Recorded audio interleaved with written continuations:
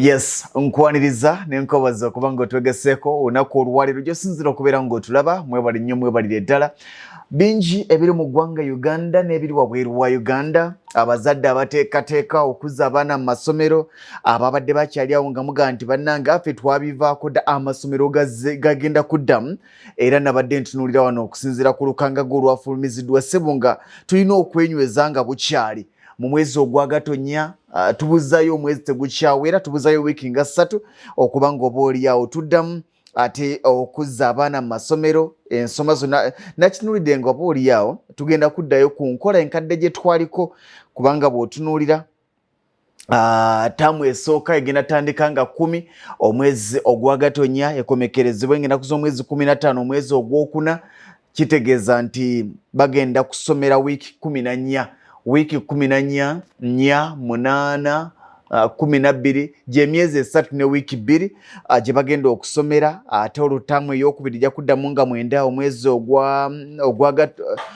omwezi ogwokutaano 2022 bakomekereze nga 12 omwezi ogwa Gatonnya ye August ze wiiki era 14 bagenda kubanga basomera wiiki 14 wiiki 14 ate ng'empumula zigenda kuba za wiiki 3 okujja ku luwumulo lwa third term lujja kuba lwa wiiki 7 ebeddu naye nga gamba nti munange ateekateeka abaana tubazze mu masomero abaana tubazze mu masomero tewali kyakukola nkimanya abasinga mugamba ti tweseteese batusanze tuteteeseteese ensi eno mu bulamu bw'ensi eno tetufuna kadde kakweteekateeka kimala never buli kaseera tubeera n'ebigambibwa nti wano singa mbadde nkyalinayo omukisa omulala nandikoze bwe nti singa mbadde nkyasobola okukola kino nandikoze bwe nti naye pakadde kyekibuzo ekiriwo nze Ssentongo Frederick Lugonvu buli lwa Sunday tubeera n'akatabo naye nga simanyi oba sedduga 2 mufiiringa bwe mufiiringa naye ng'ekintu kyo kitambula bulungi nnyo nyini ddala njagala okubaza abavugirizi baffe ab'enjawulo n'okugamba nti finals zigenda kubeerawo nga 31 omwezi ogwa December omwaka guno gwennyini tubala nnaku ezisigaddeyo kubanga nazo ziweddeyo naye nga tugamba nti finals zijja kubeera butereevu tujja kuba nga tezikuweereza okuva ku ntandikwa yazo paka ku nkomerero n'okumanya ni sedduge owa 2021 ate oba oliawo naye ng'olunaku olwaliro tugenda kudda ku mutendera gwe twalingako buli lwa Sunday ogwakatabaka obuwanguzi n'okulemererwa nga weesigama ku mazima n'okufumiitiriza obuwanguzi n'okulemererwa nga weesigama ku mazima n'okufumiitiriza kye kitabo ekyawandiikibwa omukulu Hamis Kiggundu nga kitwongera otwoza obwongo n'okututonderawo okwefumiitiriza n'otterawo embeera ey'okuba nga twebuuza nti kino singa nkikola bwe nti kiki ensobola okugyamu kyabulabe nnyo okukola ekintu kyabulabe nnyo okwogera ekigambo kyabulabe nnyo okutandika olugendo nga tomaze kwefumiitiriza nti naye ekintu kino kyenkola kirina we kintwala ekintu kino kyenkola ekkubo lyekintwala muli ekkubo lyenjagala okukwata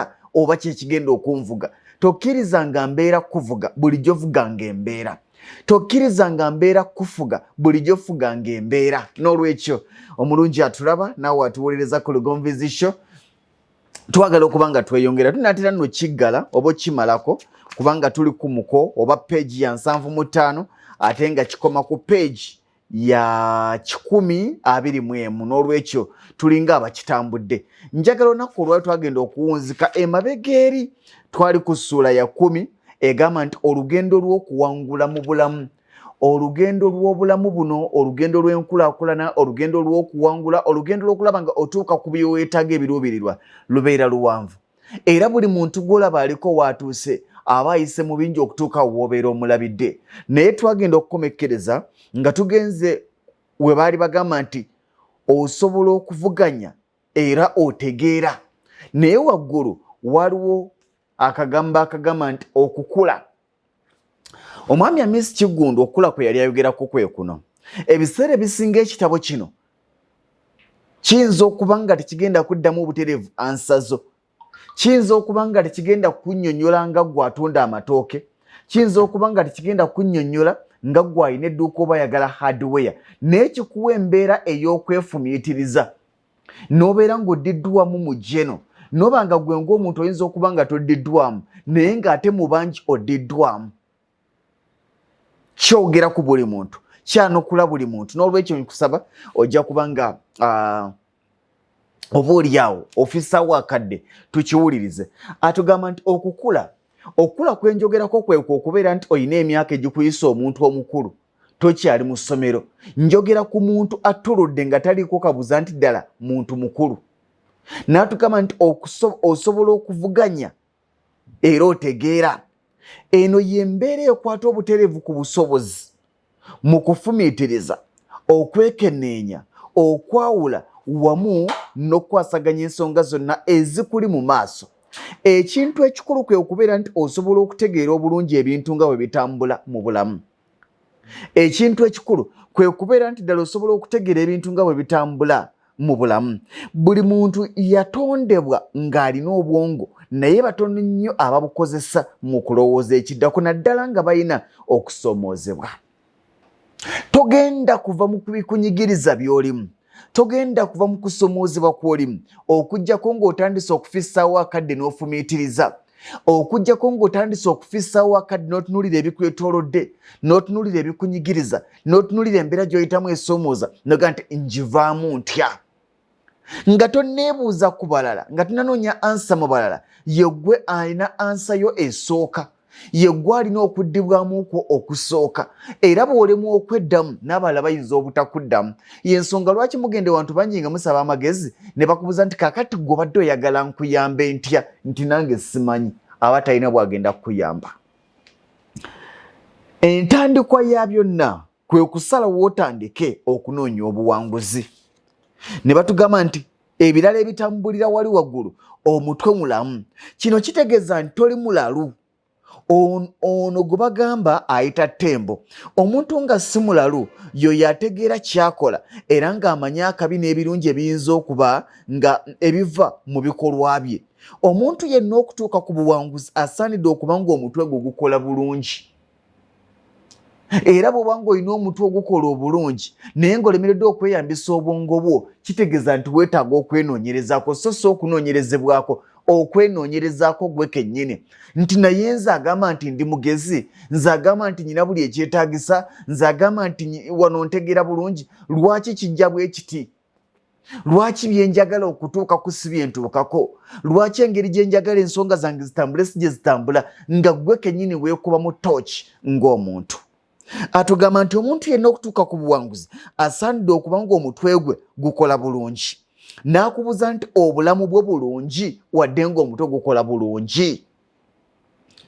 Kavuna ofuuka omuntu omukulu omwetegefu okuvuganya, omutwe nga gukola bulungi, kikukakatako okubeera n'obulamu obulungi era ng'olina amaanyi. Kikulu nnyo okubeera ng'oli mu bulamu bulungi era ng'olina amaanyi agasobola okukuyamba okutuuka ku buwanguzi.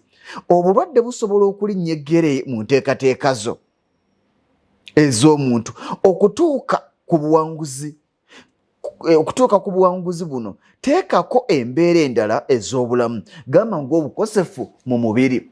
Waliwo omuntu gw'osaasira noga nti yes, kino kiganye naye tumusaasira kubanga yalwalamu, naye ng'oli mu bulamu bulungi, ng'olya onywa otegeera bulungi, era oddawo n'obaako ne bugamba nti abo basiru, oddawo n'obaako kyogamba nti kino si bwe kyandikoleddwa, naye nga gw'olemereddwa okwewa amagezi agakujja mu mbeera esoomooza gy'olimu. Tumala obudde bungi nga tuwa abantu abalala amagezi, tumala obudde bungi nga tutunuulira ensonga z'abalala n'ogamba nti singa yanneebuuzaako, well, nga tebalina kwebuuzaako abalala okubawa amagezi ku bye beetaaga okukola, gwe ddi lw'ogenda okwebuuzaako nga weebuuza gwe kennyini? Ddi oli mulamu bulungi, tolina buzibu bwonna, naye olemereddwa okusenvula okuva ku ddaala erimu okutuuka ku ddaala ly'oyagala okutuukako. Atugambye nti kikulu okubeera ng'oli mu bulamu obulungi era ng'olina amaanyi agasobola okukuyamba okutuuka ku buwanguzi. Obulwadde busobola okulinnya eggere mu nteekateeka z'omuntu okutuuka ku buwanguzi. Teekako embeera endala ez'obulamu ng'obukosefu ku mubiri. Awoga nti nali ntandise wano, kino ne kinneekiikamu, bajja kuwuliriza. Naggamba nti weetegereze. Kikulu nnyo omuntu okuyaayaanira obuwanguzi era ng'okuyaayaana kwe kuviira ddala ku ntobo y'omutima gwe. Kirungi omuntu n'agwa mu mukwano era n'afuna obwagazi bw'okuwangula. Bw'otaagwa mu mukwano gw'okwagala okuwangula togenda kuwangula. Bw'otatandike kuwulira ng'entunnunsi zonna zikkubira kuba nti olina okuwangula togenda kuwangula. Bw'otatandike kuwulira ng'obulamu bw'otambuliramu olina kubanga gwasinga togenda kubeera asinga. Ky'owulira ky'ogenda okukolerera, ky'oyaayaanira ky'ogenda okukolerera, bw'obanga gw'ogamba nti wooli wamala era ng'owulira nti buli kimu kiri taratibu maridadi saana luwombo lw'amagi, ogenda kukomaawo.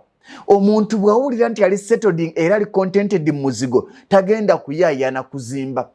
Omuntu bw'awulira nti okubeera ng'apangisa apartment kimumala era kyanukula ensonga ze zonna, awo wagenda okukoma. Kisoomooza. Agamba nti kkiriza nkikakasa nga kijja mu kufumiitiriza nti okukkiriza nsonga nkulu nnyo mu bulamu mu buli kyokola ng'omuntu. Entandikwa ya buli kintu okuviira ddala ku muntu na buli kitonde kyonna ekiri ku nsi kwe kukkiriza nti tewali kintu kiri ku nsi kyajja kwe kukkiriza nti tewali kintu kiri ku nsi nga kyajja mu ngeri ya kyereeta. Era toyinza kukkiriza mu kutondebwa kwa muntu nga tosoose kukkiririza mu Katonda oba Allah. Ndi musajja Omuyisiraamu, Hamis Kiggundu yayogera bino. Omukuukuutivu akkiririza mu Katonda era ng'okukkiriza kwange nkwesigamya ku kufumiitiriza. Abantu bangi baagala kusooka kulaba ku byamagero balyoke babikkirize balyoke bakkirize mu Katonda, so nga ekintu Katonda kye yatonda ekitaliiko wadde akabuuza ye muntu n'amuwa n'obwongo. Nzikiriza nti omukisa okuva eri Katonda nsonga nkulu mu buli kimu kye tukola. Omuntu tasobola kukola kintu kyonna ne kituukirira okuggyako ng'asoose okukkiriza nti kisoboka. Nywawo olwendo lw'amalombe.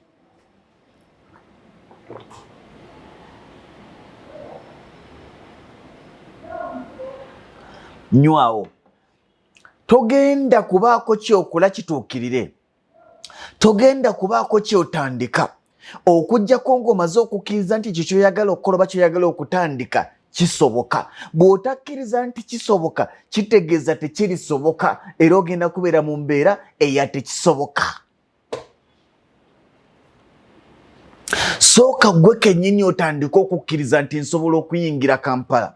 Sooka gwe kennyini otandika okukkiriza nti ku musaala gwe nfuna nsobola okuzimbako ennyumba. Okkirize nti ku mbeera gye mpangaaliramu nsobola okugikyusa. Olunaku lw'onakkiriza nti nze ndi villager, olunaku lw'onakkiriza nti nze nnyina kubeera mu pakasi, olunaku lw'onakkiriza nti nze nnyina kuba nga ndi ekibu kimu, ogenda kusigala ng'oli ekibu kimu.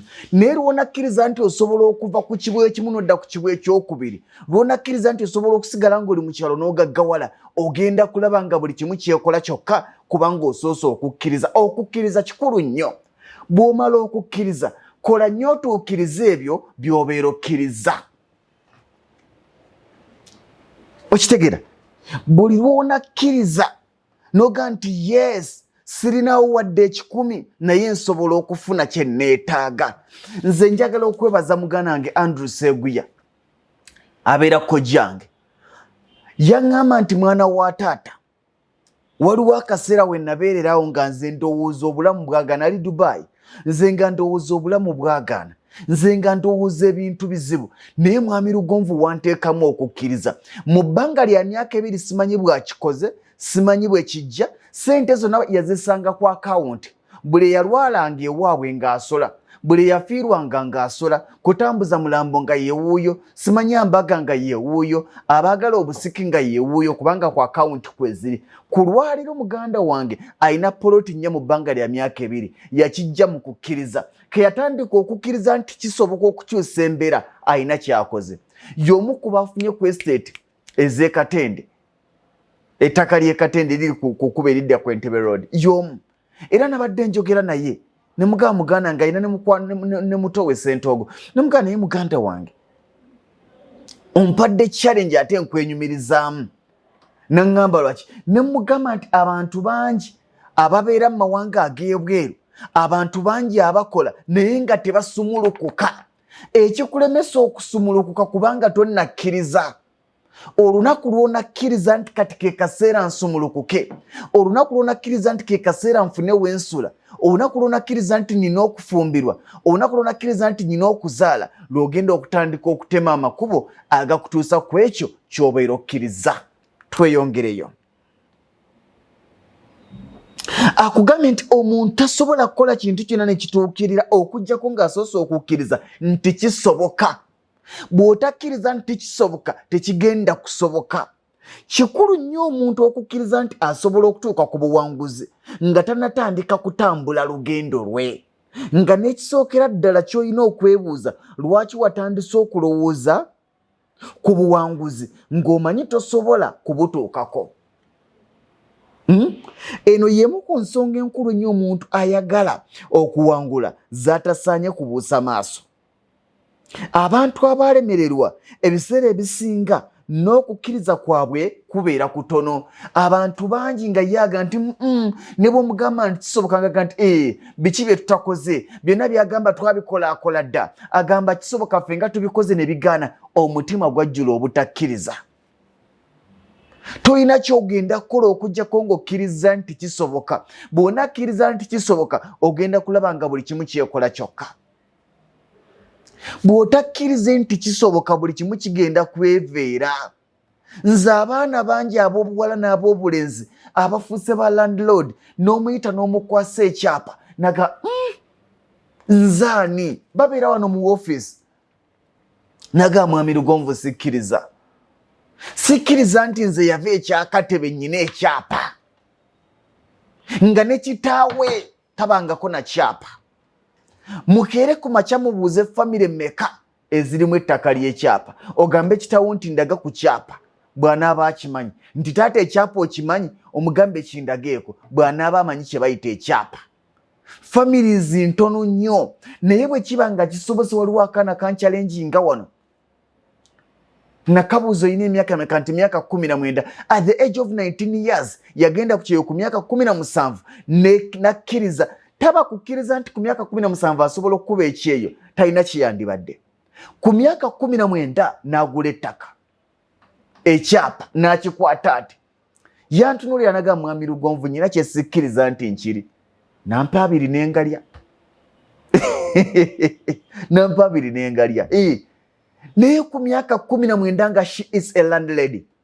Va ku bwa landlady obw'okuzimba emizigo mu fuuti 2 obuto bunyumya. Twogera ku ba landlord ne ba landlady bannannyini ttaka ng'ettaka ly'alina lirinako n'ekyapa. Ku myaka 19 kyava mu kukkiriza nti kyayagala akisobola kikola.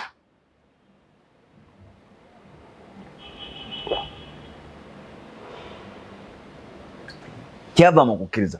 Singa teyakkiriza talina kiyandibadde akola. Abantu bangi ekibafudde kibali kubanga bayita mu kukkiriza. Abantu bangi bafuuse kibeetaaga okufuuka kubanga bakikkiriza nti basobola okukifuuka. Bw'otakkiriza nti kyoyagala okufuuka osobola okukifuuka tutawaana okukitandika. Era omuntu bw'akeera kumakiraga nti mwami Lugonvu simanyi oba onannyamba, totawaana kujja gye ndi kubanga tokkiriza nti nsobola okukuyamba. Simanyi oba nnaayambibwa naye kangezeeko. Tetutambulira mu kugezaako mu bulamu bw'ensi eno, tutambulira mu kisoboka oba tekisoboka. Bino ebyakangezeeko apaana. Mu January nafunye omukisa kyekintu kibwesige kye nabagambye. Kyekintu bwesige kye nabagambye nafunye ebbaluwa mu butongole ng'empandiikirwa. Simanyi oba ngiinako wano.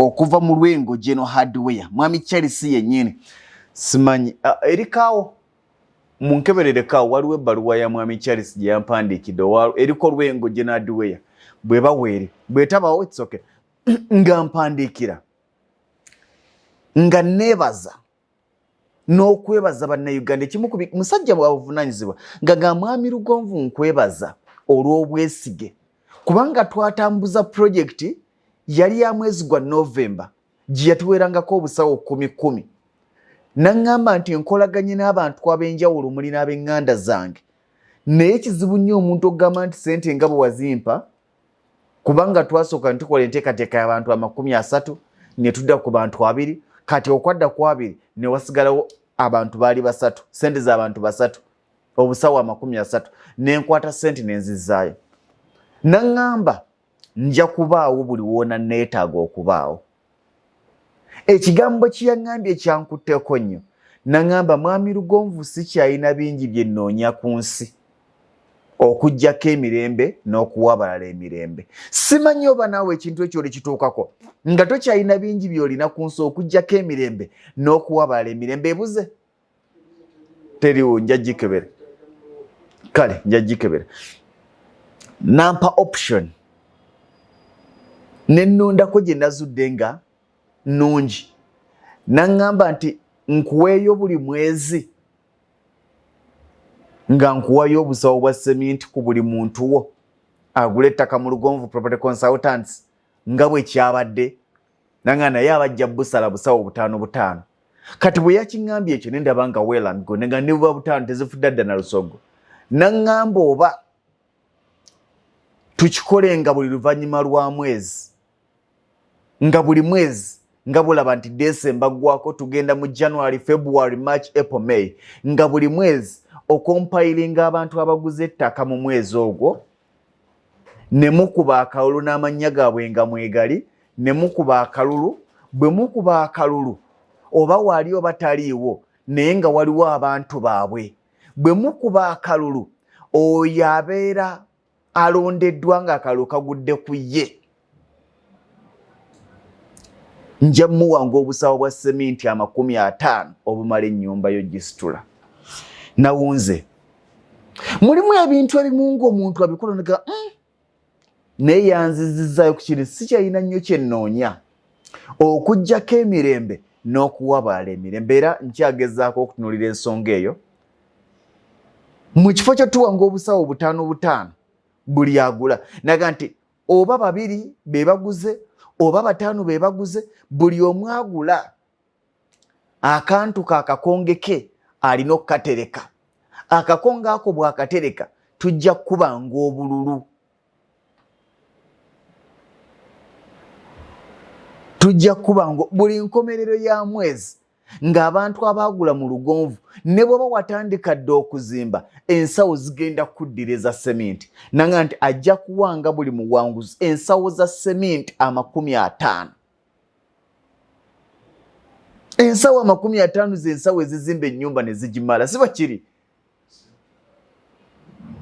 ninga olwafunye ekiki nakyamusenyu nenkubira mwami Lubega Ddungu Peter nemukubira nemugamba mwami Lubega mwami Lwenga atugambye bwati ne bwati nsaba otuwe ofa naawe omuwanguzi oyo omukolerenga plan ku bwereere yakole gwa kujja approvinga kwokka ono ng'atuwadde seminti gw'otukolere plan ey'ennyumba gy'ayagala kati mwami Lugonvu ddala programu ye bye yagitandikira oba bituukiridde okulaba nga buli muntu asobola okufuuka landlord kyokka n'ogula ettaka n'otanonyeza seminti noga nti mpangudde kijja kitunuulira okutandika n'omwezi ndowooza ogwa January bwe tunakitunuulidde oba oliawo naye nga byebino ebintu mu bulamu bw'ensi eno bye tuyaayaanira byebino ebintu mu bulamu bw'ensi eno bye tugamba nti singa mbaako abantu b'enkyusa ne bw'onaafuuka biliyoniya ng'obwa biliyoniya buyamba gwe na famire yo tugenda kufuna mirembe kubanga oli mu kasuwa mwe weesibidde muwulira ebitumbuuwa naye baakugwa okasukira akacepere baakugwa okasukira kannamungodi baakugwa okasukira akapaani obulamu bugenda kwanguyira waliwo ekigambo kye bayita Mukama akuwa omukisa kikolererenga Mukama ajja kugukuwa njagala kwebaza mwami Charles owalwengo geno hardware oh my god webale nnyo webalire ddala mwami Charles webale nnyo oyo yafuuka kitange ate mwezi gwe gumu ogwagatonnya we yatuweeredde enteekateeka ey'okuba nti agenda tuyambanga okuggulawo account nadde njogera naye nabyo tujja byogerako mu maaso awo naga nti abantu abamu kiyinza okubazibuwaliro ga nti ate avudde mu Kampala azze katenda aggulewo tujja kukolagana naye ajja tuwanga risiiti ezo abamu osobola okuyita wano ku office oba nosindika omuntu wo oba n'onkubira director abasinga mu mwezi guli ng'akitandise nga ogulawo account ng'osinziira wano nze ne nkompayire nga buli week ne tumuwa oba ne naweereza accountant be aba Lwengo ne bajja ne tumanya nti bano baguddewo ne kiba nga receipt gy'ofunye ya Lwengo General Hardware na account oguddewo mu Lwengo General Hardware naye ng'ate oyise ewa Mwami Lugomva akuyambye kubanga yanga nti abugwa asinga okubamanya naye tujja kwongera kitunuulira butya bwe kinaakola abasobola okusevinga ne Lwengo General Hardware ate nga n'enteekateeka eri bwetyo bweri. Mukama mpulira nga nkoledde ebyo nalowooleza programu eno okubanga ekyusa obulamu bw'abantu. Nsanyuka buli lwe ndaba omuntu akyusizza obulamu bwe. Naye abo bonna bolaba bakyusizza obulamu bwabwe, bakyusizza obulamu bwabwe kubanga bakkiriza nti basobola okukyusa obulamu bwabwe. Katweyongereyo. Atugambye atya sente z'entandikwa. Entandikwa nsobola okuginyola nga sente omuntu ze yeetaaga z'ateeka mu business n'ekigendererwa ekyokukola amagoba. Wano otandika n'enteekateeka ku kikula kya business gy'oyagala okukola n'omanya bw'oyagala okugitambuza, sente ze weetaaga okugitandika n'engeri y'okutandika mu business eyo. Buli omu capital gwe weetaaga okutandika business kebere nga business yemu. Gwe capital gwe weetaaga oli si gwe yeetaaga. Capital gwe yeetaaga si gwe weetaaga. Buli muntu alina bw'azitowa era buli muntu alina capital gwe yeetaaga wadde nga business mubeera mugenda kukola yemu. Ekikula kya business gy'ogenda okutandika kiteekeddwa okuba nga kitegeerekeka era nga kisoboka okuteekebwa mu nkola ng'osinziira ku mbeera gy'olimu, nga tosinzidde ku bulimba oba gwe ky'owulira nti kyoyagala ku mutima. Wano oyinza okuba totegeddeewo.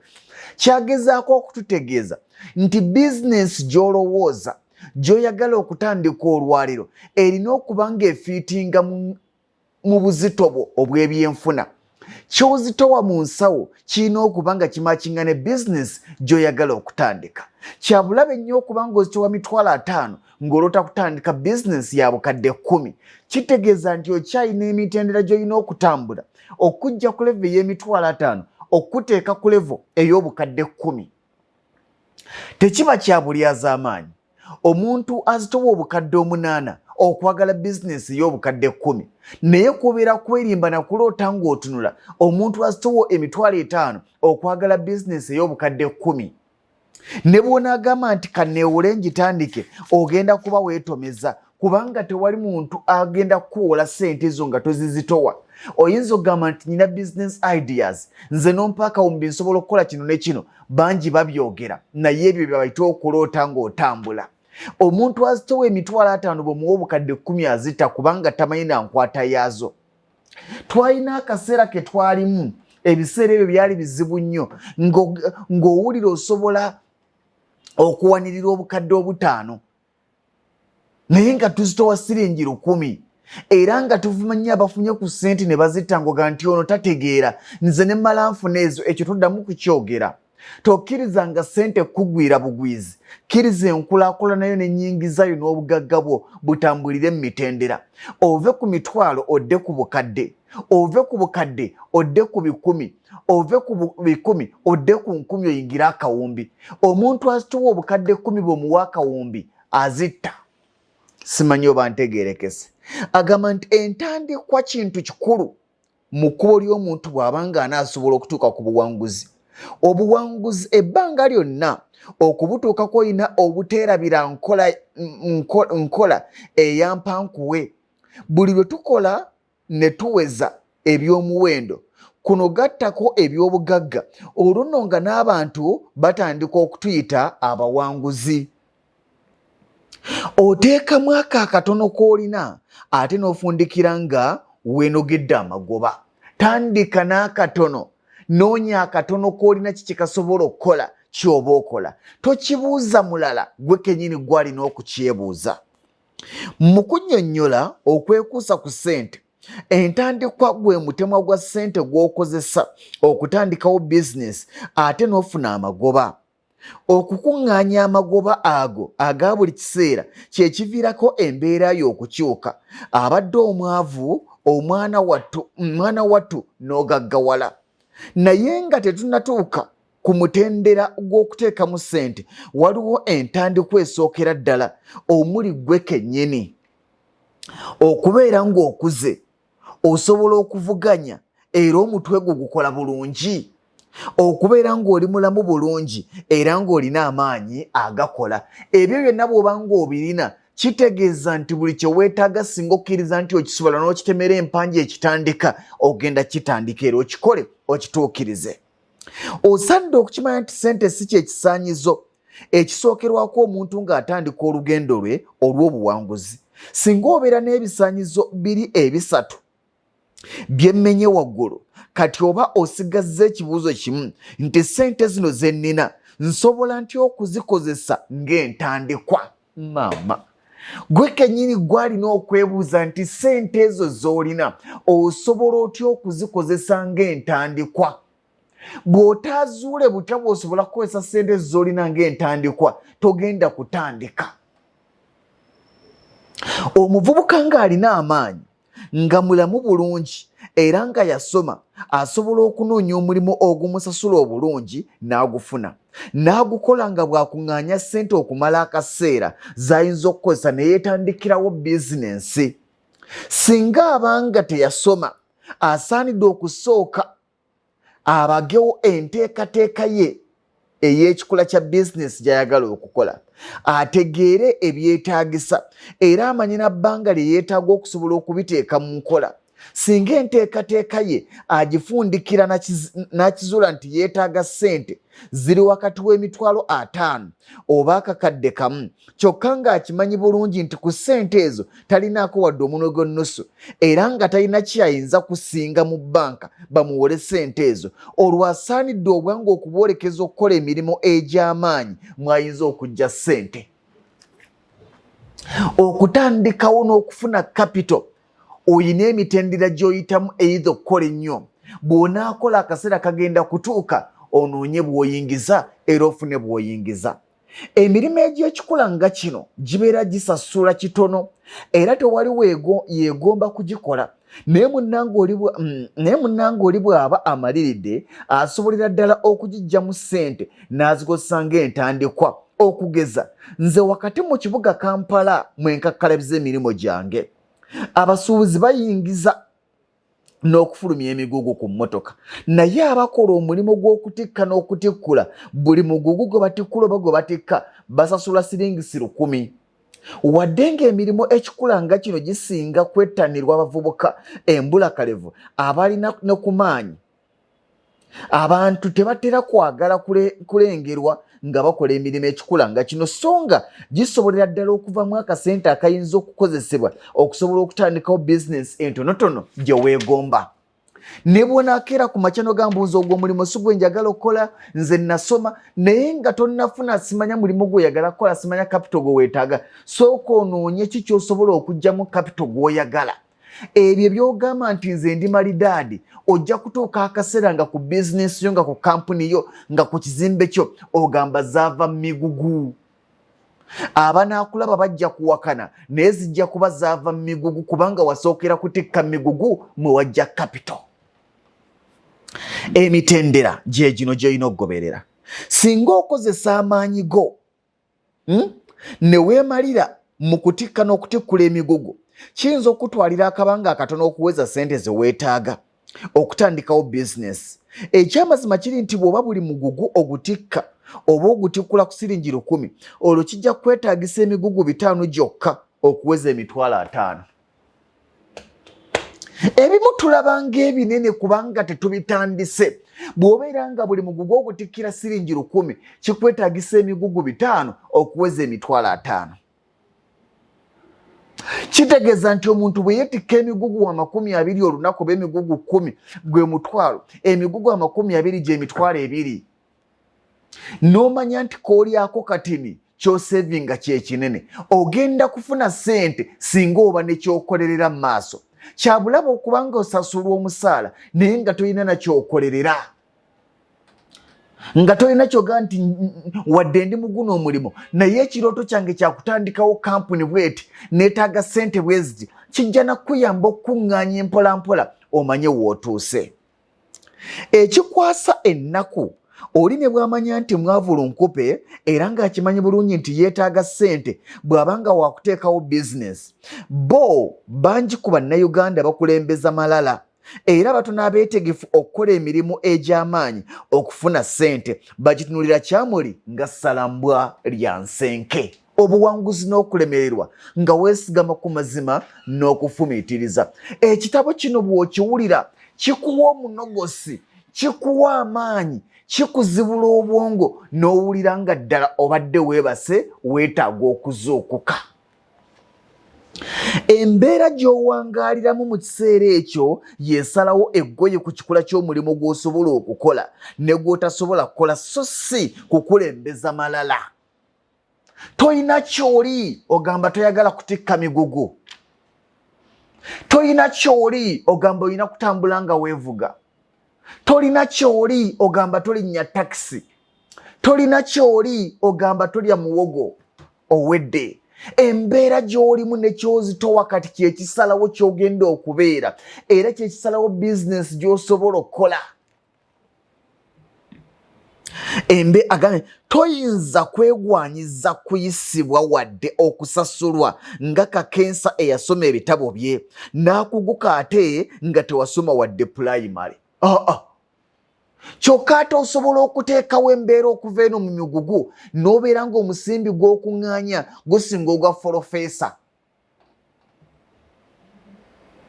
Toyinza kuteekawo mbeera nti nze njagala kusasulwa butaano n'olubuto n'ozimbya bukadde butaano nti naye nga tewasoma bitabo. Kyokka gwe mu bunaku bwo n'obutasoma bwo osobola okutandikira mu kusiika paani n'otandika okumugabira abavubuka mu Kampala n'oba n'abavubuka 30 nga batambuza paani buli lunaku nga buli muvubuka aleta nga buli paani omutika paani wa $5 ne batambula ngendo ng'omusasula 15,000 oba 15,000 n'akomyawo $4.5. Bw'akomyawo $4.5 tugambe ng'olina abavubuka 10 gye $45 buli lunaku. Tayimu egenda kutuuka ng'osinga forofeesa. Kiva mu kwezuula.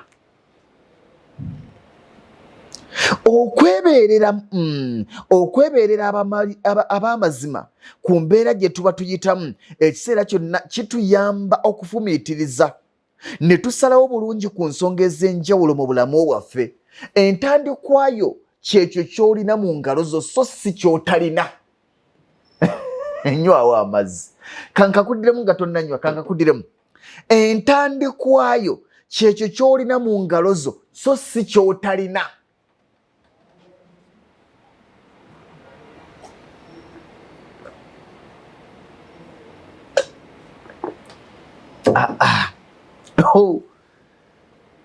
Waliwo ebigambo by'owulira nga bikukkusa nga ne bw'onywa amazzi owulira okkuse, ng'onywa amazzi n'owulira nga gawooma ng'amata kubanga bikuwadde embeera okusobozesa nti gye bujja osobola okwegulira ku tuta. Okitegeera? Kaakati wano ebigambo bino njagala obiwulire bulungi. Mala okujjuzaawo ekicupa. Bw'oba osobola okuŋŋaanya entandikwa ya $50 okuva mu mulimu ogw'amaanyi n'oziweza, banno abaalemererwa bajja kulaba nga atalina ky'amaanyi ky'okoze so nga ate ky'okoze bo tebasobola kukikola era nga balaba nti okufuna $50 tolina ky'oba n'amaanyi ky'okoze naye ng'ate bo babuuza nti bwe kiriwa kye mwakola tosobola kugamba nti ffe kino kye tukoze bagamba alowooza alina ky'akoze ekiri awo. Muganda wange, entandikwa kwekulaakulanya. Otandika okwekulaakulanya nga baseka bakukolako fujjo naye mukwano gwange olina okukimanya nti omweyogereze takusuuza kayanzi, lemera ku nsonga olimbuulira. Akugambye bw'ati bw'oba osobola okuŋŋaanya entandikwa ya $50 okuva mu mulimu ogw'amaanyi n'oziweza, banno abaalemererwa bajja kulaba nga talina ky'amaanyi ky'okoze so nga ate ky'okoze bo tebasobola kukikola. Otandika okwekulaakulanya nga baseka bakukolako n'effujjo naye mukwano gwange olina okukimanya nti omweyogereze takusuuza kayanzi, lemera ku nsonga olimbuulira. Muganda wange, Kakati kwata emitwalo gya 50 abogererawo mu nnyambe mufulumeko. Kakati kwata emitwalo gya 50 gye wakuŋŋaanyiza otandike ka business ko akakatonotono ku mutendera akakatonotono ku mutendera guno olinnye eddaala. Ku mutendera guno olinnye eddaala ovudde mu mbeera ey'okkozesa amaanyi ng'ositula emigugu okufuna ssente. Weetandikiddewo ka bizinesi ko akatonotono mw'ogenda okujja ssente. Kayinza okuba omudaala gwa capati. Enjawulo eriwo mu kiseera kino kwe kubeera nti kati gwe weekozesa bizinesi yiyo otandise okufuna mu ntuuyo zo. Ng'olugendo lw'otandise okulutambula abaalemererwa bo tebagenda kutuula. Bagenda kukwogerera ebigambo ebijeregerera nga baagala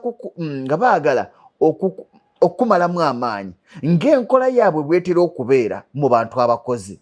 Bagenda kubeera bwe batyo bakutunuulira okuva ku ntandikwa okutuusa w'oli wangula nekolani ekyogera lunye nti omusajja anaalyanga ku ntuuyo ze bo bajja kubeerangawo nga boogera naye nga gwe otambula. Tobawa matu, tobawa birowoozo, ezo bwe zityo bwe zibeera zifeeriya. Go galiwo okulaba akulaakulanye ne batandika okugamba nti kati talina gy'alaga awaguze wabi oyo akola atya kino kubanga bo ebyo bye birowoozo byabwe. Bu bizinesi obutonotono obusinga obungi bubeera bwa byakulya. Gamba ng'emidaala gya capati egy'omu butale n'emirala bwe gityo. Buno okubutandika tebwetaaga ssente nnyingi. Ebitundibwa bitera okubeera n'akatale wadde nga amagoba gaba matonotono era nga tebwetaaga ssente nnyingi okubutandika. Ebyamaguzi ebitundibwa bitera okubeera ebyo ebisobola okuvunda ebyetaaga okutundirawo. Toyinza kukwata bukadde 3 n'obuteeka mu bizinesi nga yakusiika capati. Zino bw'oziweza nkuwagaabuwa otandikewo bizinesi endala esinga ku eyo obunene. Bw'oba oyagala okuwangula oteekwa okubeera ng'ebirowoozo byo bitunuulira kugenda mu maaso era nga bizimba. Agamba nti bw'otyo bw'oteekwa okutambula ebbanga lyonna okutuusa lw'okiwulira mu mutima gwo nti oli mumativu n'obuwanguzi bw'otuuseeko. Osobola bulungi okwerabirira n'abantu bo n'obavunaanyizibwako awomanya nti olinga atuuse ku buwanguzi oba oliko w'olaga. Abo abakusekerera oba abaakusekerera ng'otandika wano bajja kuba baseka magye mu lukufu era bakutuuma erinnya erya mugagga. Era bajja kugamba nti kale twamulaba, kale twalinga naye, kale nankani naye bagambe nti mwandabanga nga ntambula. Mwe lwaki temwasituka ne tutambula mumpita omugagga? Omuntu bw'aba ayagala okufuna obugagga okuva mu bizinesi asaanidde era n'okuteekwa ateekwa okuba omugumiikiriza eri embeera ey'akasoobo. Bizinesi mwetambulira nga tennakuwa ssente zikuleeta kaseko ku matama. Kirungi omuntu n'atandikira ku ka bizinesi akatonotono. Mu mbeera eno yeefaanaanyiriza ayiga entambuza ya bizinesi nebizikwatako wadde nga tagenze mu ssomero. Ekivaamu kwe kufuna obumanyirivu anti n'addinga n'amawolu yagajjamu omukkuto. Wakati ng'otandika oyinza okutandika n'akasente akatono wadde nga kayinza obutatambula bulungi naye olwo obeera oyiga. Ate omuntu ayigidde mu mulimu asinga yagenda mu university n'asoma business administration.